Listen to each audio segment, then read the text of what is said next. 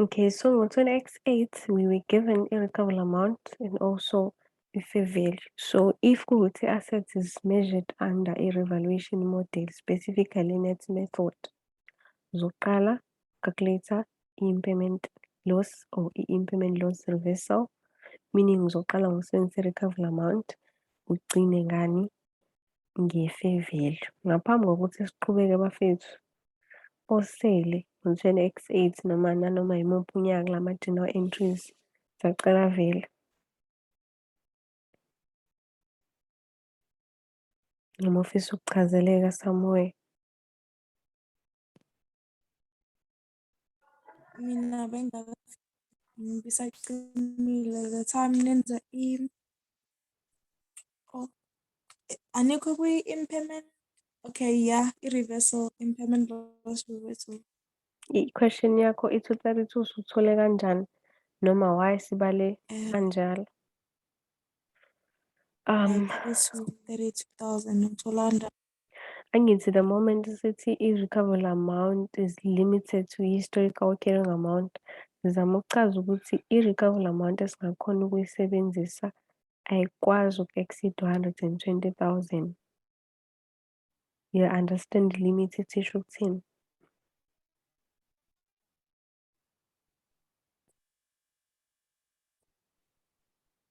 Usakhona?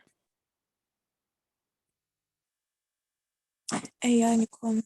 So i-recoverable amount yethu the moment siyi-limit-a to historical carrying amount, it automatically becomes 120,000 i-recoverable amount. We understand? Okay, so i-recoverable amount Iba limited. i-historical. Yes, Oh, i-recoverable amount iba limited to historical carrying amount. Lokho kwenza ukuthi i-impairment loss reversal ugcine usuyibala nge-difference between u-ACA no-ACA. Oh, okay. Hayi Yes. sengiyabona. But you only do that uma kuwukuthi u-ACA umncane kunani kune-recoverable amount. If i-recoverable amount incane kuno-historical carrying amount, ayidingi ukuthi silimithe ngoba isuke incane. So you automatically takes the difference between i-recoverable amount ne-ACA. Yaphenduleka? Okay. Yep. Yeah. So our impairment loss reversal is 32,000 ngo-20X8. Sekumele manje-ke siyo-revaluate i-assets angithi sisebenzise i-fair value. What is the first rule before i-assets i-revaluate? You net off the accumulated depreciation. Yes, you must set off the accumulated depreciation. It's accumulated depreciation and impairment losses bafethu. Meaning awuset off i-accumulated depreciation kuphela but uset off nani ne-impairment loss Uyongibuza edlulile. le question ngisala. Buza.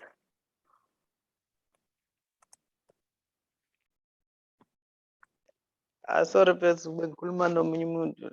Okay. Okay, so before u-revaluate assets noma before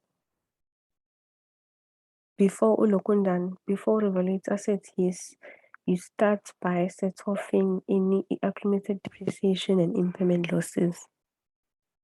Ukusho ukuthi masithi impairment losses faka nani ne-reversal phakathi. Ukwenza kanjani-ke? Angithi ufike u-add ama-previous depreciation. Siyavumelana? So it's previous depreciations plus i-previous impairment loss minus i-impairment loss reversal. Angithi i-impairment loss reversal iyi-income, siyavumelana? Yes. So kumele si-minus-ke yona mase si-calculate i-amount esizohamba soyi-set off. We set off ama-accumulated depreciation and impairment losses. But if it happens siyi-reverse i-impairment noma kuba khona i-reversal of impairment loss siyayi-minus-a ngoba iyi-income. So sizo-set off malini-ke? Cela ningibalele.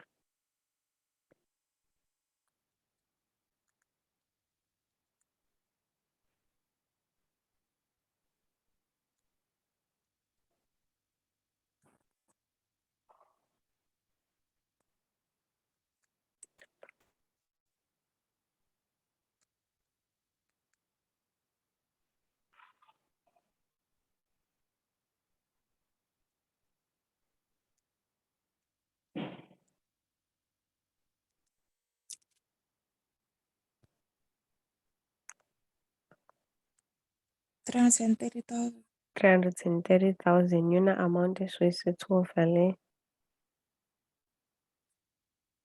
Siyabona sonke ukuthi uyithole kanjani?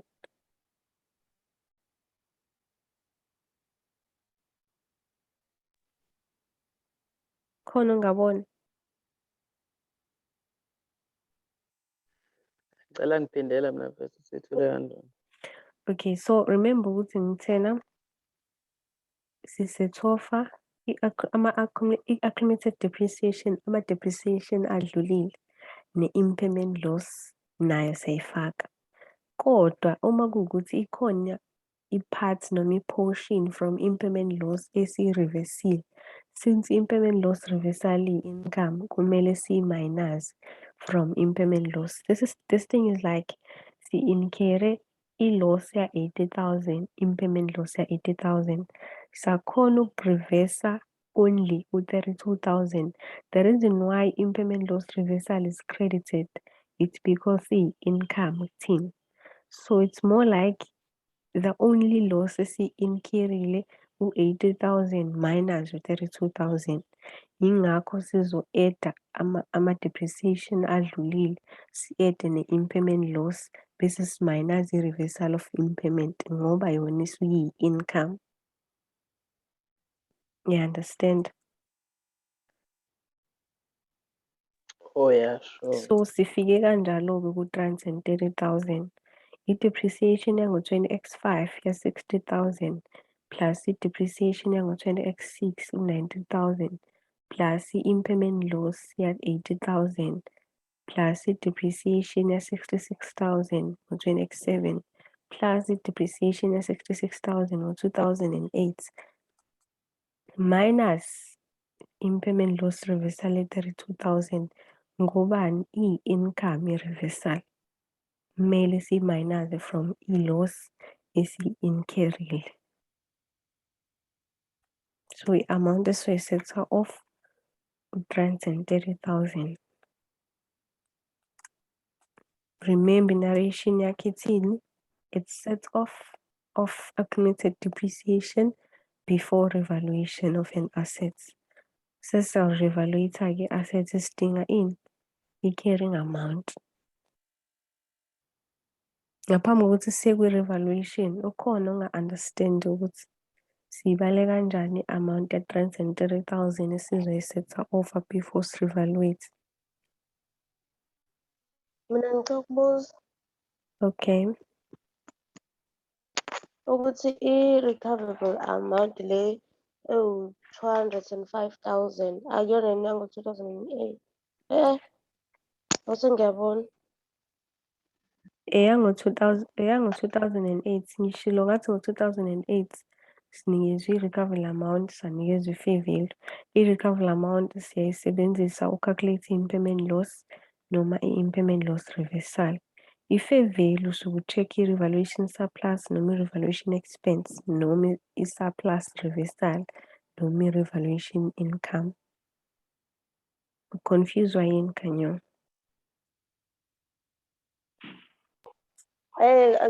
Sengiyabona manje. Okay. So sesisethofile-ke nansi i-accumulated depreciation ye-330,000. Sesifuna uku-check-a ukuthi and angithi siyaqala uku-revalute i-assets siyavumelana? Siyaqala ngithi ukuthola i-fair value ngo-2008. Yes. Siyaqala uku-revalute assets. Izona ziphi izinto eziwu-2 esiy'lindele engathi zi-possible ngonyaka wokuqala masiqala uku-revalute assets? Revaluation surplus or expense. I-revaluation surplus ne-revaluation expense. Yini ebalulekile engayisho nge-revaluation expense?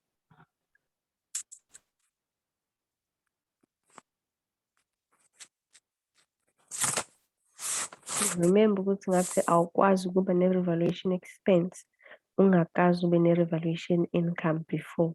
Shuthi wena if subala la njengoba uqala uku-revalute assets ulindele i-revaluation surplus showcase. If sune-revaluation expense uzobe usu-wrong ngoba awukwazi ukuba ne-revaluation expense ungakaze ube ne-revaluation income before. No, sengiyaphambanisa-ke manje. With the first fair value ulindele ilokhundana. Lindele i-revaluation surplus noma i-revaluation expense ngiyaxolisa. Then masusebenza ngeyesibili, awukwazi ukuba ne-revaluation income ungakaze ube ne-revaluation expense before. Sengiphambanisile. But I did specify kuma-notes ukuthi awukwazi ukuba ne-revaluation income ungakaze ube ne-revaluation expense before. But with the first fair value ulindele i-revaluation surplus noma i-revaluation expense. Imalini i-carrying amount yethu ngo-2008 after realizing ukuthi senze impairment loss reversal? 120,000. Actual carrying amount.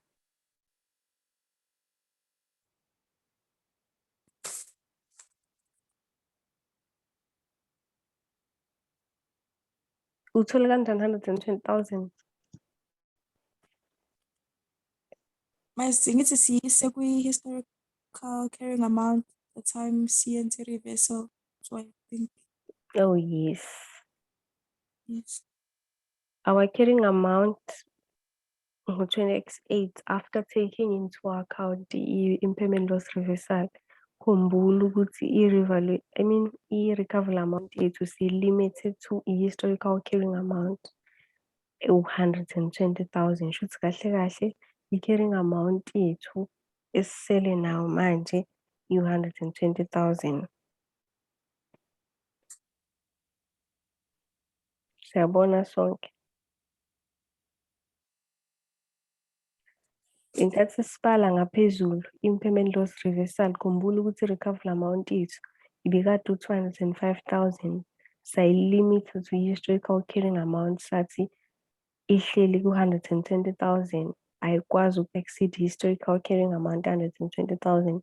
Shuthi kahle kahle i-assets lethu lihleli kubani? Ku-120,000. Siyabona sonke. Yes.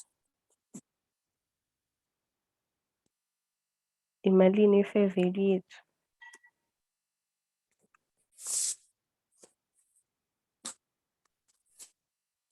$190,000. 190,000. What do we have la? Sesiyawuri-evaluate nge-assets. Nayi carrying amount, nayi fair value.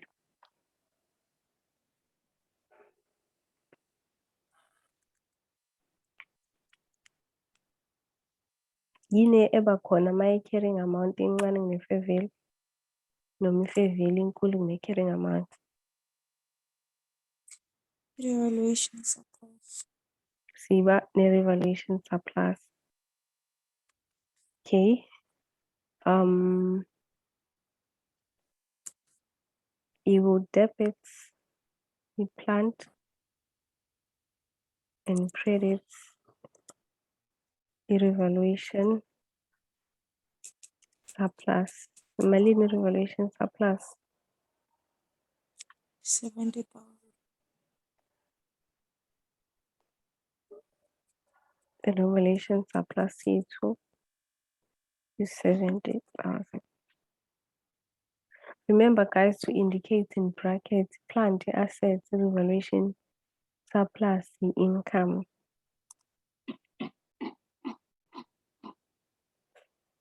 Siyabona sonke akekho sele.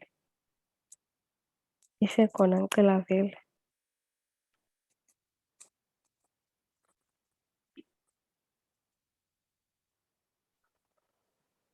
You see this line la ngaphansi kwe-recoverable amount at-205.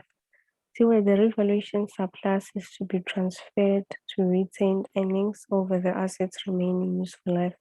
Khumbula guys ukuthi if sibe ne-revaluation surplus, kwa-net method iya-transfer to ini i-retained earnings. Kuyadepend ukuthi bafuna ukuthi yenze kanjani. If that's over the assets remaining useful life, uzosebenzisa remaining useful life. If it's as the assets is disposed, mhla bali-disposa uzoyi-transfer to retained earnings isiyisikhulu. asebedisposile assets ukuthi revaluation surplus yale minyaka engaka before sewudispose wathatha wonke wahlanganisa noma i-assets sewurethayile lizobe seliphelelwe useful life njengoba leli 5 years ukuthi after 5 years kube kuthiwa i-revaluation surplus is transferred after i-assets sewurethayile bese izowathatha wonke siwa-add siwa-transfer once. But in this case, the revaluation surplus is transferred to retained earnings over the assets remaining useful life. Siyazi thina sesibonile ukuthi this year senze revaluation surplus ya-70,000 ekumele siyi-transfer to retained earnings. You debit i-revaluation surplus income and credit retained earnings. Imalini esizoyi-transfer?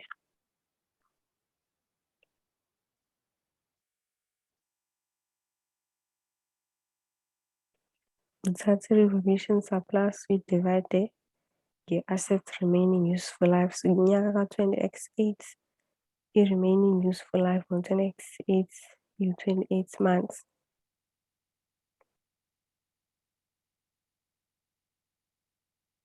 So nala, if ugcina ngo-70,000 divided by 28 months, uzothola i-revaluation surplus per month. Then you have to multiply by 12 ukuze uzothola i-revaluation surplus yonyaka wonke. 30,000.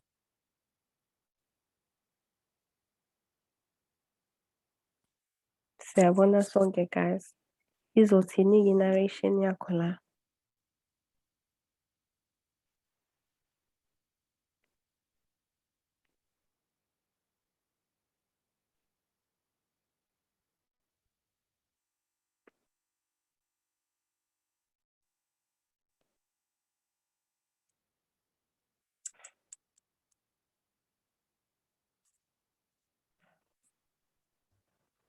Ithini i-narration?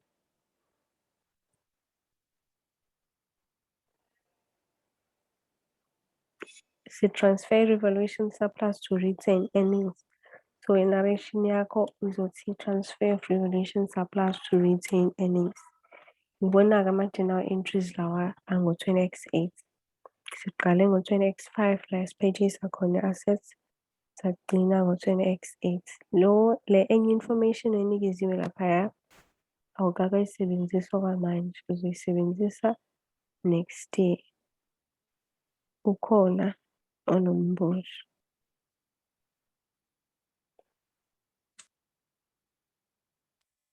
Noma sisahambisana?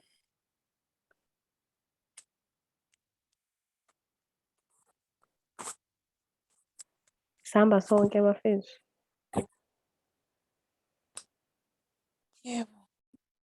Ni-ready for ukubhala u-test 1 wini osethwe yimina? Ingawubuki ndawo.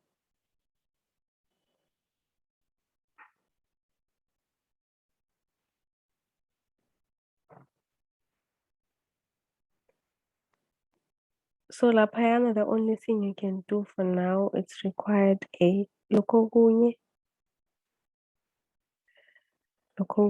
ngizokubona next year. That was all guys ku-question 8.13. Ayikho into ehlukile ngaphandle kokuthi ushintsha i-useful life ibe kuma-months. U-apply the very same knowledge oku-applyayo uma kuwukuthi udila no-course model ukuthi manje sebehlanganise ndawonye. If ingasekho nombuzo, can end the class.